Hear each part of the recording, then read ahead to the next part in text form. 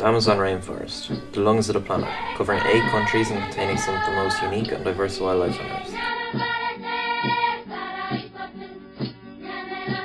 But its beauty is being destroyed for the people who call it their home. The Amazon rainforest is on fire again. The devastating impact of the pandemic on Brazil. No country in the world is seeing a bigger surge in coronavirus cases and deaths right now. And increasingly more lying by the door on the sidewalk. Government handouts benefiting 60% of Brazil's population stopped abruptly in January.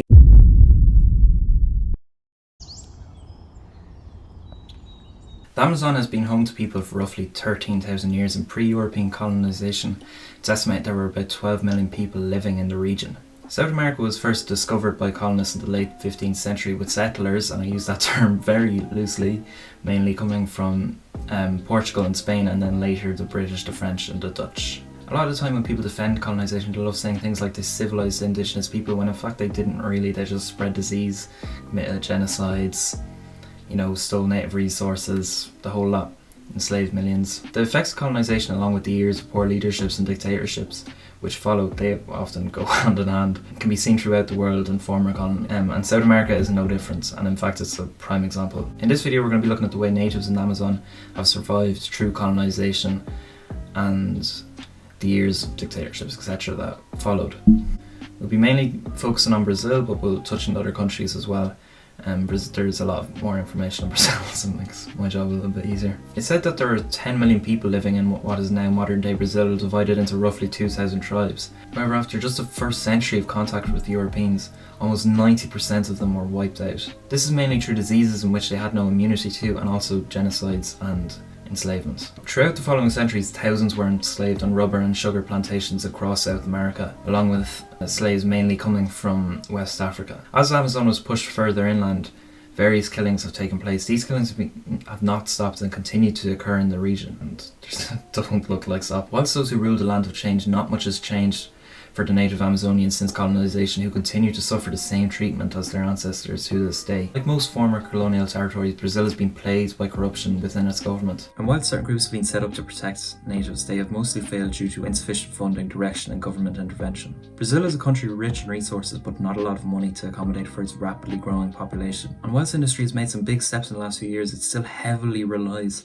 on the exploitation of its biggest money tree, the Amazon. The Brazilian government sells large portions of the Amazon to mainly Asian and American firms for a variety of uses such as timber and mining. This has led to those native to the Amazon to be pushed further inland, whilst also being exposed to diseases to which they have no immunity. Natives are heavily dependent on the ecosystem in which they live in, and as that is destroyed, they lose their main source of food. The natives receive very little protection from the government, and in fact are seen as a nuisance in their efforts to make a profit. Reports of natives being driven from their land by both illegal loggers and miners and government officials are not rare, and in fact are extremely common. And as the Amazon becomes more and more industrialised, Jair Bolsonaro's government show less and less regard for the species and people who call the Amazon home, and in fact mostly just try to cover up the destruction and killings. If you turn on the news at all these days, two of the most common things to hear is COVID-19 and climate change. Both of these are directly affecting the lives of natives who live in the region and have been labelled as genocides by various human rights groups. But how can it be genocides? The Brazilian government didn't ask God for a virus to come and wipe out natives, or ask him to bring consequences for companies and governments being scumbags by abusing theirs, which would lead to the burning down of their homes and forest fires, forcing them to leave land which they've called home for thousands of years. It's their lack of action to protect the natives what makes it a genocide. It's very convenient for South American governments, because if the natives aren't on the land, it's much easier to sell chunks of the Amazon off for exploitation. So they just kind of let it happen. And they can get away with it because they aren't directly killing mass numbers of people. They aren't physically pulling the trigger. Because if they were, you can imagine every white girl in the world would have a pink pastel slide up on their Instagram story saying, "So you want to talk about the mass genocide of native Amazonians?" It would be petitions for days. We interrupt our program to bring you this important message. Brazilian photojournalist Sebastião Salgado, who mainly reports on genocides, told The Guardian, "Indigenous communities have never been so under threat. The government has no respect at all for the indigenous territories," Salgado said, pointing to crippling budget cuts and the recent sacking of several top environmental officials who had targeted illegal prospectors and loggers. Pre-Brazil's disastrous cycle with COVID, he said, "When you endorse or encourage an act that you know will eliminate a population or part of a population, this is the definition of a genocide.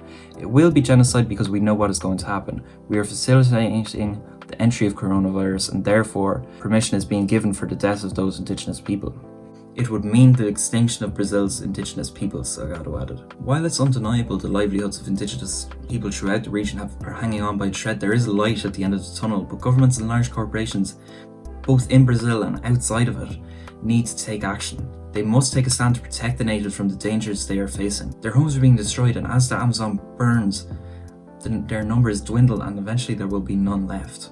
It's all well and good for governments to tell us to pick up our litter and turn off their immersion. Sanctions must be imposed by both the UN and international governments on corporations who fail to take responsibility for their actions, which continue to destroy the planet, even if they post a nice hashtag Save the Planet PR stunt on Instagram. If you want to make a difference, make sure to vote for politicians who actually care and are passionate about the environment. Donate to some of the groups who do excellent work to support and protect the natures in the Amazon, especially during COVID. If you have a few euros spare, I'll leave links to trusted groups in the description.